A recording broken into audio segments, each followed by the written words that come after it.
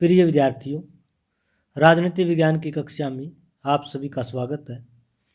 आज के इस वीडियो लेक्चर में हम एक बहुत ही महत्वपूर्ण एवं रोचक विषय का अध्ययन करेंगे और वो रोचक विषय है दुनिया के सबसे बड़े अंतर्राष्ट्रीय राजनीतिक संगठन जिसे संयुक्त राष्ट्र संघ के नाम से जाना जाता है। संयुक्त राष्ट्र संघ के रास्ते में आने वाली चुनौतियाँ, बाधाएं, संयुक्त राष्ट्र संघ की कमजोरियां, संयुक्त राष्ट्र संघ की असफलताएं, कौन कौन सी वो चुनौतियां हैं, कौन कौन सी असफलताएं हैं जो वर्तमान समय में विश्व शांति एवं सुरक्षा के लिए संयुक्त राष्ट्र संघ के सामने है। तो आइए संयुक्त राष्ट्र संघ की असफलताओं और चुनौतियों का अध्ययन करते हैं। संयुक्त राष्ट्र संघ का प्राथमिक उद्देश्य विश्व शांति एवं सुरक्षा है और विश्व शांति और सुरक्षा में देखें तो सबसे बड़ी चुनौती जो है थर्ड वर्ल्ड वार को रोकने की रही है। हालांकि थर्ड वर्ल्ड वार को रोकने में संयुक्त राष्ट्र संघ पूरी तरह से पिछले 78 वर्षों से जो कार्य कर रहा है वो सफल रहा, लेकिन इसका जो पूर्ण उद्देश्य था कि ये पूरी दुनिया में शांति एवं सुरक्षा को बनाए रखेगा, उसमें असफल हुआ है। 1945 से लेकर के 2024 तक पूरे विश्व में 300 से ज़्यादा सैनिक संघर्ष हुए, जिसमें भारी मात्रा में जान माल का नुकसान हुआ। विस्थापित लोगों को शरणार्थियों के रूप में कष्टमय जीवन जीना पड़ा। इन संघर्षों में मुख्य तौर पर अमेरिका व रूस के बीच शीत युद्ध रहा है 1945 से 91 के बीच। अरब इजराइल संघर्ष 3-4 बार युद्ध हो चुका है। भारत पाक संघर्ष 4 बार दोनों देशों के बीच युद्ध हो चुका है। इराक कुवैत युद्ध, अफगानिस्तान संघर्ष, अफ्रीका व एशिया के बहुत सारे राज्यों में सैन्य संघर्ष ने संयुक्त राष्ट्र संघ की छवि को धूमिल किया है। अभी फरवरी 22 से लेकर के वर्तमान समय फरवरी 2024 तक यानी 2 वर्ष हो चुके हैं। संयुक्त राष्ट्र रशिया का जो है यूक्रेन के अंदर जिस तरह से अतिक्रमण हुआ है उससे विश्व शांति को गहरा धक्का पहुंचा है। संयुक्त राष्ट्र संघ की सुरक्षा परिषद इस समस्या का अब तक समाधान नहीं कर सकी है। तो थर्ड वर्ल्ड वार को रोकने में ज़रूर अब तक संयुक्त राष्ट्र संघ कामयाब रहा है, लेकिन फिर भी 2 या 2 से अधिक देशों के बीच जो सैन्य संघर्ष है वो पिछले 78 वर्षों से लगातार जारी है, जिसमें भारी मात्रा में जन धन की हानि होती है।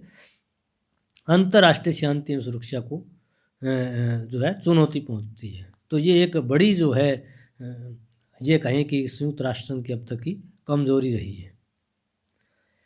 संयुक्त राष्ट्र संघ की एक महत्वपूर्ण प्रभावशाली जो कमजोरी है वो महाशक्तियों का प्रभुत्व है।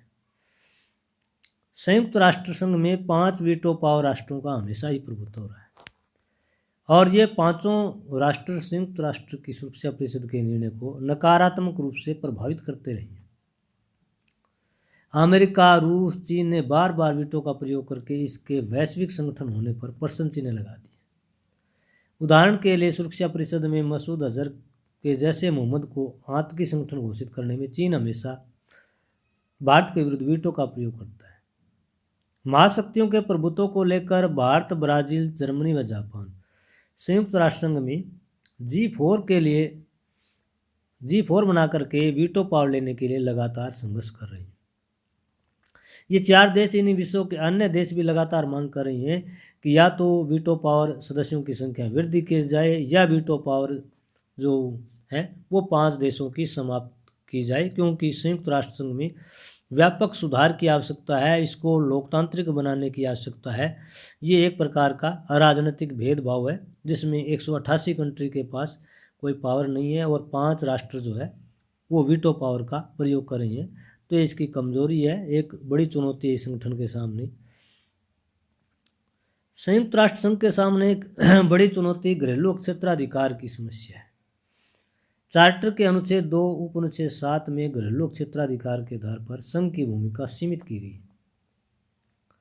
प्रतिद्वंदी राष्ट्रीय हितों के आधार पर घरेलू क्षेत्राधिकार की आड़ लेकर राष्ट्र मानवाधिकारों का शोषण करते हैं। लगभग विश्व के हर एक देश में किसी न किसी तरीके से मानव अधिकारों का शोषण होता है। अमेरिका में अश्वेतों का, श्रीलंका में तमिलों का, भारत में आरक्षित जातियों का, इजराइल में अरबों का, पाकिस्तान में हिंदुओं का उत्पीड़न संयुक्त राष्ट्र संघ के लिए एक बड़ी चुनौती है। केवल यही देश नहीं, विश्व के बहुत सारे देश हैं, अधिकांश देश है जहाँ किसी न किसी प्रकार की माइनॉरिटी है तो उसके साथ जो है दुर्व्यवहार किया जाता है। और फिर राष्ट्रीय सरकारें अंतर्राष्ट्रीय दायित्वों से यह कह कर के अपना बचाव करती है कि ये उनके राष्ट्र का घरेलू मुद्दा है, यूएन इसमें किसी प्रकार का हस्तक्षेप नहीं कर सकता।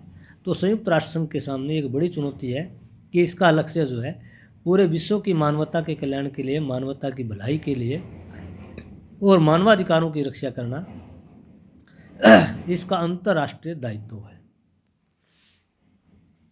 आतंकवाद की समस्या किसी एक देश की नहीं बल्कि पूरे विश्व की समस्या है। विश्व के सभी राष्ट्र आतंकवाद से पीड़ित हैं, लेकिन फिर भी आतंकवादियों व आतंकी संगठनों पर राष्ट्रीय हितों के मद्देनजर अंतर्राष्ट्रीय राजनीति की जाती है।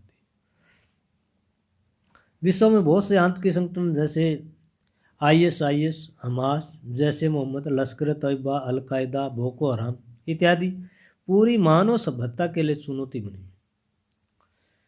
इन संगठनों को संयुक्त राष्ट्र संघ द्वारा आतंकी संगठन घोषित करके इनके सभी स्रोतों पर अंतर्राष्ट्रीय प्रतिबंध लगाना होगा, तभी दुनिया आतंकवादी घटनाओं से पूरी तरह से सुरक्षित होगी।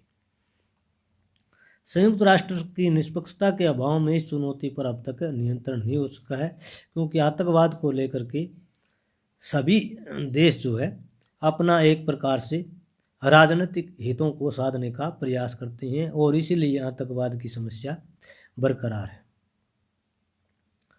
संयुक्त राष्ट्र संघ के समक्ष एक बड़ी चुनौती समस्या जो है प्रवासी और शरणार्थियों की, रिफ्यूजी एंड माइग्रेट्स।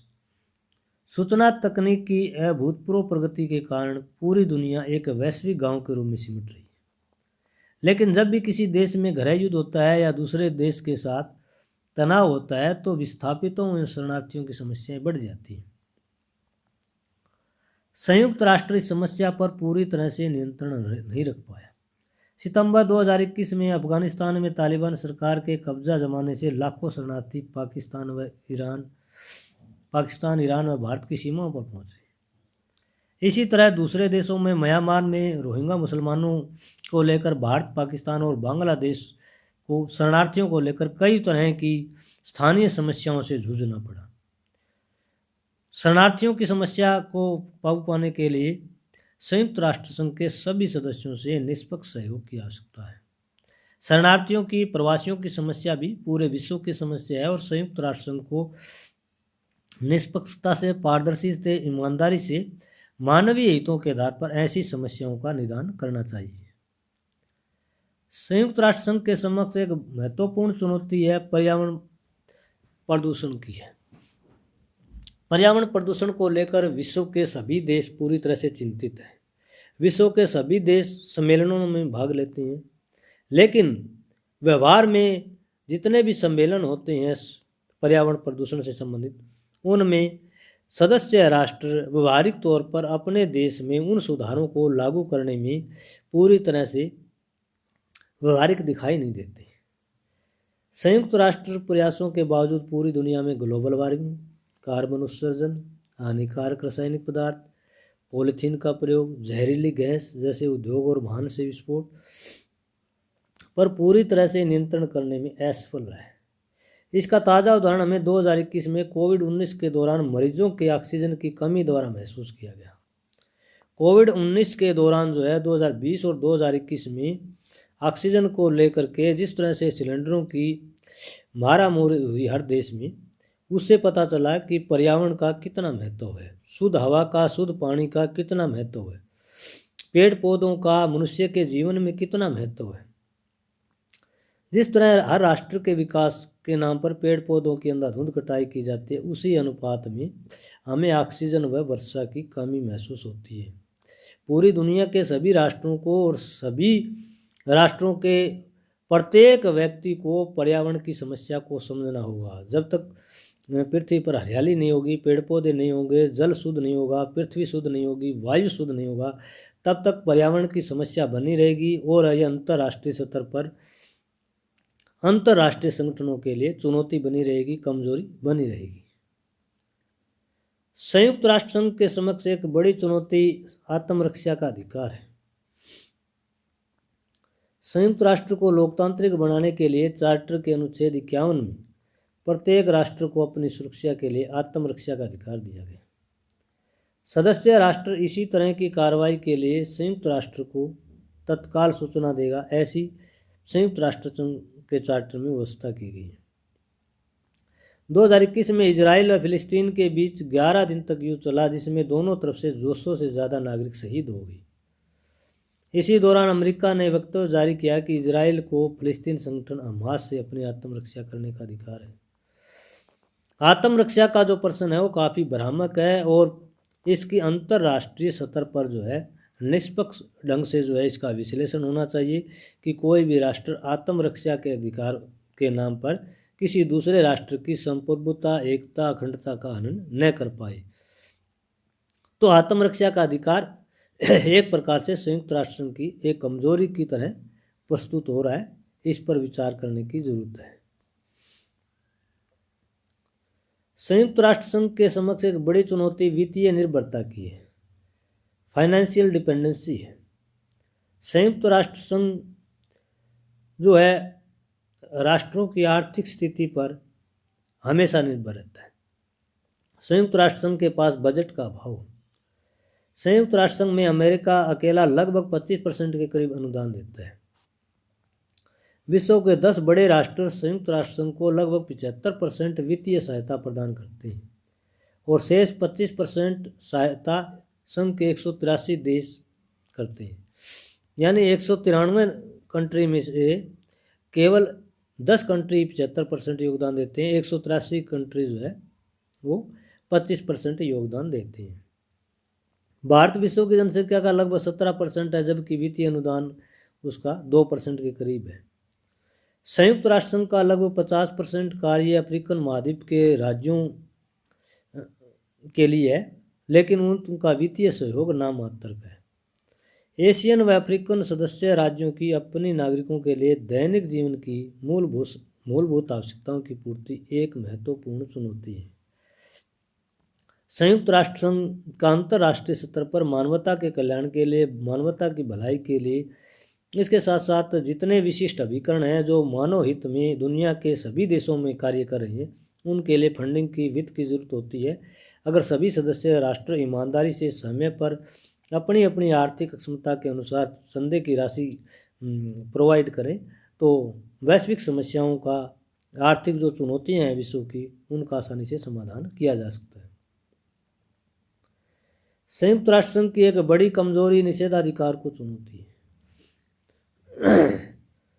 और संयुक्त राष्ट्र संघ में जो निषेधाधिकार को चुनौती है, वहीं इसकी एक बड़ी कमजोरी के रूप में हमें दिखाई देता है, क्योंकि पूरे विश्व में शांति और सुरक्षा की गारंटी जो है 5 वीटो पावर देश को, और जो इसकी स्थापना के 78 वर्ष बाद भी ज्यों के त्यों बने।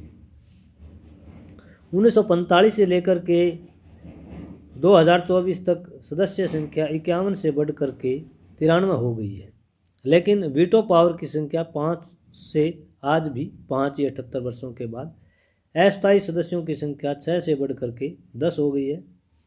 इसलिए पिछले काफ़ी समय से, विशेष करके 90 के दशक से लगातार मांग हो रही है या तो वीटो पावर को पूरी तरह से समाप्त किया जाए ताकि संयुक्त राष्ट्र संघ का लोकतंत्रीकरण हो सके, या वीटो पावर सदस्यों की संख्या बढ़ाई जाए। अन्यथा ये डिस्क्रिमिनेशन है, लंबे समय तक इस संगठन की सफलता पर प्रश्न चिन्ह रहेगा। तो निषेधाधिकार की चुनौती जो है इसकी एक बड़ी चैलेंज के रूप में है। संयुक्त राष्ट्र संघ के लिए एक बड़ा चैलेंज स्थायी सेना का अभाव है, रेगुलर आर्मी का अभाव है।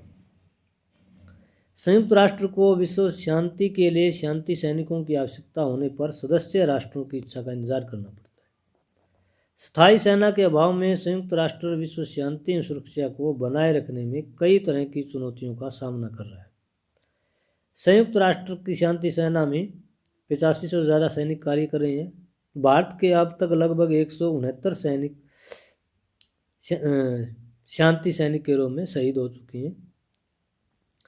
अब सभी सदस्य राष्ट्रों से शांति सेना का चयन करने की आवश्यकता है। विश्व के सभी देश अगर ईमानदारी से शांति सेना में अपना अपना योगदान करें तो विश्व के लिए शांति सुरक्षा से संबंधित जितनी चुनौतियां हैं उनका आसानी से समाधान किया जा सकता है।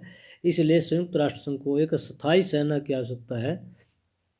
जिस तरह से किसी राष्ट्र की राष्ट्रीय सुरक्षा को खतरा होता है तो वहाँ परमानेंट आर्मी जो है उसको तुरंत कमांड दी जाती है और विश्व शांति की जो राष्ट्र की सुरक्षा को जो चुनौती है उस पर काबू पाया जाता है। इसी तरह अगर संयुक्त राष्ट्र संघ की परमानेंट आर्मी होगी तो तुरंत प्रभाव से अंतर्राष्ट्रीय शांति और सुरक्षा से संबंधित चुनौतियों का सामना किया जा सकता है। संयुक्त राष्ट्र संघ की एक बड़ी जो कमजोरी है राष्ट्रहित सर्वोपरि होना, नेशनल इंटरेस्ट। सदस्य राष्ट्र राष्ट्रीय हितों को प्राथमिकता देते हैं, राष्ट्रवाद की सीमाओं से ऊपर नहीं उठ पाते। सदस्य राष्ट्र अंतर्राष्ट्रीय स्तर पर मानव हित में कोई निर्णय नहीं लेते। अंतर्राष्ट्रीय निर्णयों पर सदस्य राष्ट्रों के राष्ट्रीय हितों का स्पष्ट प्रभाव दिखाई देता है। जब भी कोई अंतर्राष्ट्रीय मामला आता है तो राष्ट्रीय हितों पर राष्ट्र अंतर्राष्ट्रीय मंच पर अपना समर्थन देते हैं या विरोध करते हैं। उसमें कोई अंतर्राष्ट्रीय हित या अंतर्राष्ट्रीय उद्देश्य नहीं बल्कि राष्ट्रीय हित आधार होता है। राष्ट्रों के बीच संघर्ष व तनाव का महत्वपूर्ण कारण मानव हित की जगह राष्ट्रीय हित के आधार पर निर्णय लेना है। तो संयुक्त राष्ट्र संघ के समक्ष एक बहुत बड़ी चुनौती राष्ट्रीय हित की है। तो आज का हमारा टॉपिक था कि संयुक्त राष्ट्र संघ के समक्ष कौन कौन सी चुनौतियां हैं, कौन कौन सी कमजोरियां हैं, कौन कौन सी असफलताएं हैं। आने वाले समय में संयुक्त राष्ट्र संघ को और ज़्यादा प्रभावशाली, और ज़्यादा लोकतांत्रिक, और ज़्यादा सुधारवादी, और ज़्यादा मानवतावादी संगठन बनाने के लिए किस तरह के प्रयासों की, किस तरह के सुधारों की, किस तरह के लोकतंत्रीकरण की आवश्यकता है। तो ये चुनौतियों से संबंधित आज का ये वीडियो लेक्चर आपको कैसे लगा कमेंट करके ज़रूर बताइए। अगर ये लेक्चर पसंद आता है तो इसे लाइक कीजिए, अपने मित्रों के साथ साझा कीजिए और मेरे इस यूट्यूब चैनल को सब्सक्राइब करना न भूलिए। धन्यवाद।